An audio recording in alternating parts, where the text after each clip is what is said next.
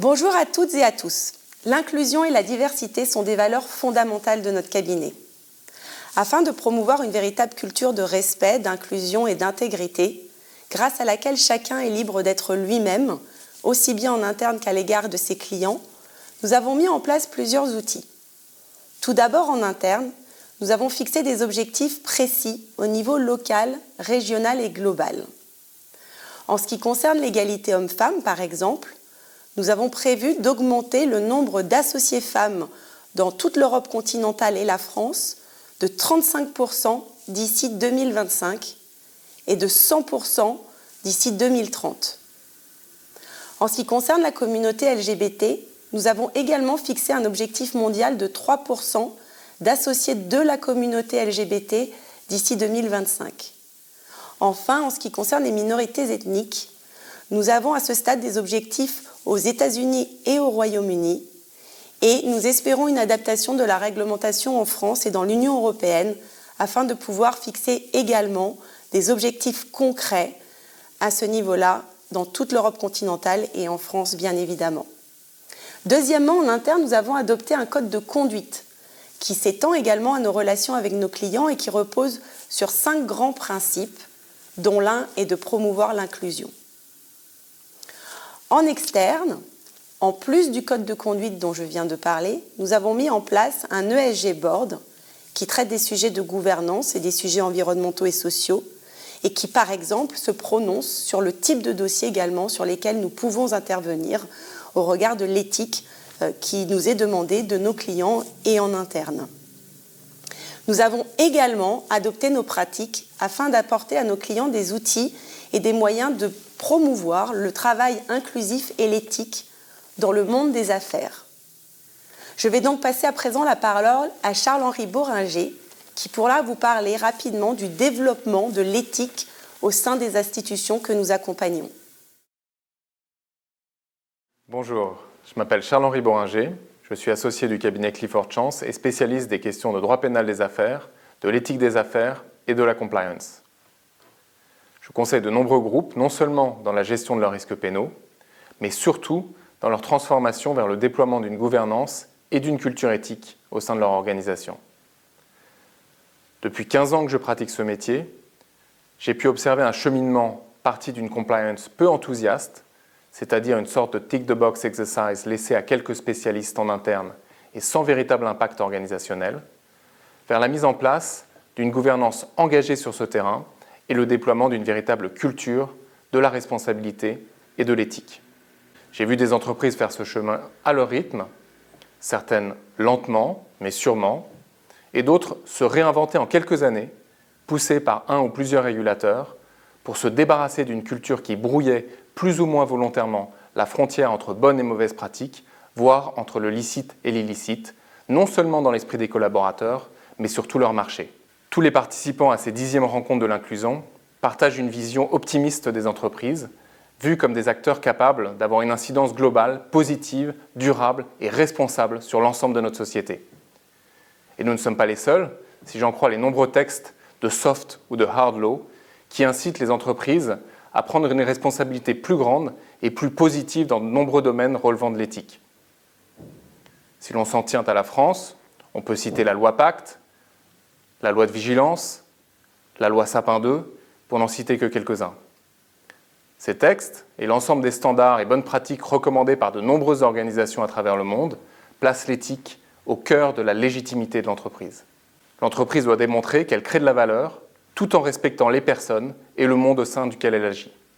C'est pourquoi le questionnement éthique a conduit à s'attacher aux conséquences pour autrui des activités de l'entreprise et renvoie plus généralement à son rôle sociétal.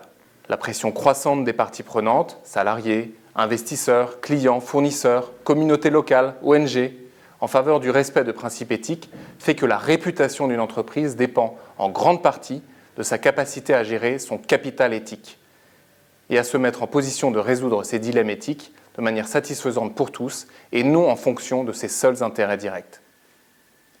Un capital éthique érodé questionne sur la raison d'être de l'entreprise concernée. Pourquoi y investir ? Pourquoi y travailler ? Pourquoi en consommer les produits ou les services si cette entreprise n'apporte pas une contribution positive au bien commun. La question se pose avec force, par exemple, pour toutes les industries polluantes.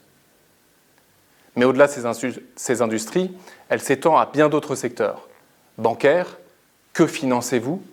Le conseil, que conseillez-vous? Les cabinets d'avocats aussi doivent y réfléchir et nous le faisons. La grande distribution, quel est l'impact de ce que vous vendez? L'exemple de Facebook est également illustratif au moment où la monétisation du net pose un dilemme avec ce qui relève de la protection du droit à la vie privée. Mais qu'est-ce que l'éthique et comment la rendre effective dans l'activité d'une organisation? À la première question, pas de réponse univoque. On ne peut que reprendre Aristote qui dit qu'il s'agit d'une sagesse pratique. Elle n'est pas un idéal, elle est une ligne de conduite pratique. À ce titre, elle ne répond pas à une définition unique et peut donc différer d'une organisation à une autre. Le principe d'impartialité, par exemple, est propre à la sphère publique, qui doit accorder une égalité de traitement à tous les usagers.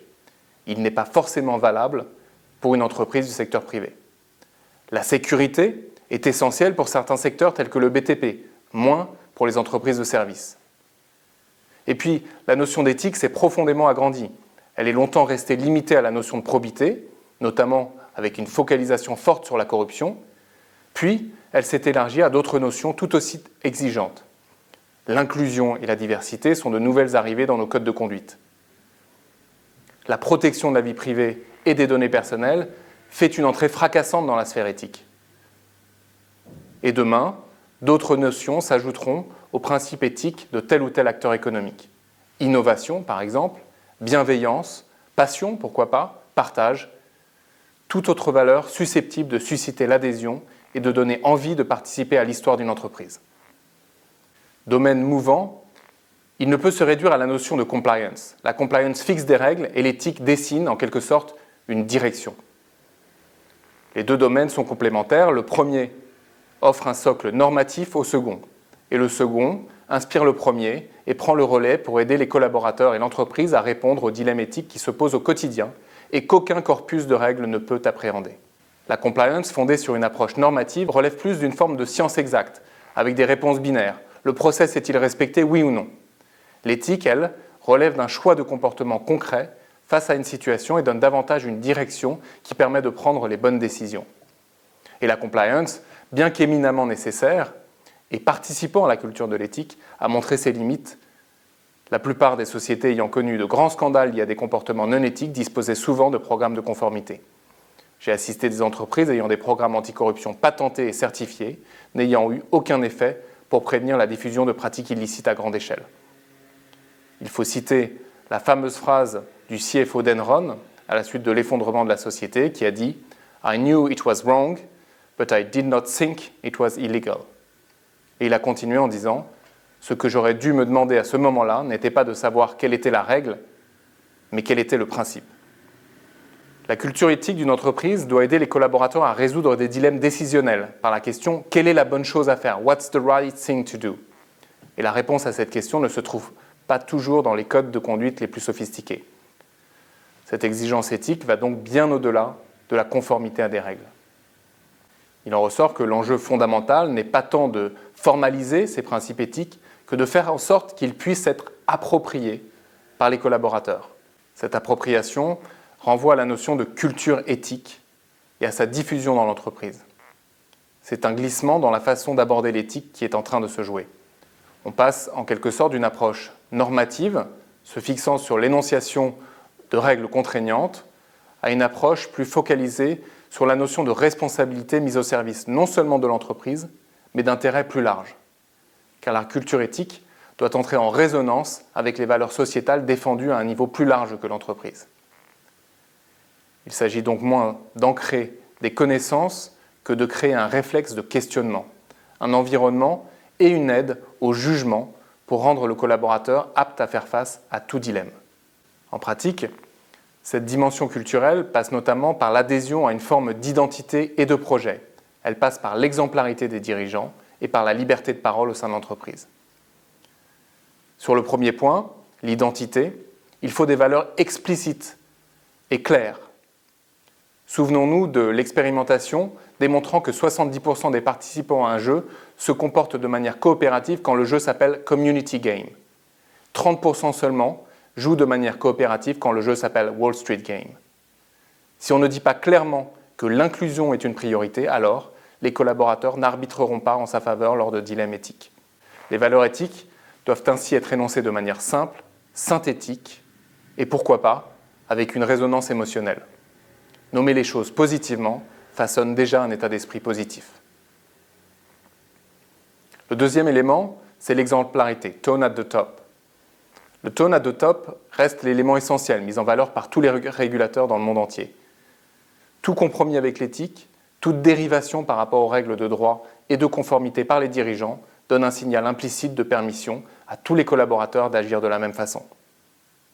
C'est ce qui explique la sensibilité forte aux questions de conflit d'intérêts et de rémunération juste et proportionnée. Le top management doit par ailleurs trouver le bon compromis entre l'incitation à la performance en proposant des objectifs ambitieux et motivants, tout en prenant soin de les maintenir raisonnables pour éviter qu'ils soient interprétés comme donnant une permission implicite de violer la loi pour les atteindre. Tone at the top et aussi tone at the middle, qui a encore plus d'impact. Il faut savoir que les collaborateurs jugent le niveau éthique de l'entreprise sur la base du comportement de leur manager direct. Autrement dit, si je pense que mon manager me traite avec éthique et de façon honnête, c'est ce que je penserai de l'éthique de la société dans laquelle je travaille. Il en résulte que le vecteur le plus efficace de diffusion de l'éthique, c'est le middle management. Le troisième élément, la liberté de parole, la speak-up culture. La culture de l'éthique ne peut se déployer sans donner des moyens et de l'autonomie aux collaborateurs de l'entreprise, et surtout une liberté de jugement, et son corollaire, une liberté de parole. Les lignes d'alerte jouent un rôle très important dans la diffusion de la culture de l'entreprise. Elles doivent être d'un usage facile et libre. Elles doivent autoriser tous les employés et les autres parties prenantes à faire part de leurs inquiétudes et à parler ouvertement lorsqu'ils pensent que l'organisation tente à porter atteinte à des valeurs supérieures à ses objectifs particuliers. La valorisation par les managers des critiques constructives qui leur sont adressées a un impact très fort. Si un collaborateur est remercié pour avoir attiré l'attention sur un problème de comportement en contradiction avec les valeurs prônées par l'entreprise, c'est le signe d'un environnement mature et sain sur le terrain de la culture et de l'éthique. Valeurs clairement énoncées, exemplarité, liberté de parole, les trois piliers indispensables d'une culture éthique. Facile à énoncer, difficile à mettre en place, car rien de tout cela ne se décrète. Tout est affaire de construction, de cohérence dans la durée et d'engagement de chacun, y compris au plus haut niveau de l'entreprise. Mais le résultat est immensément positif. Motivation, fierté des collaborateurs, création de sens, qualité de vie, adhésion des parties prenantes, impact sociétal, telles sont les belles récompenses de la culture éthique.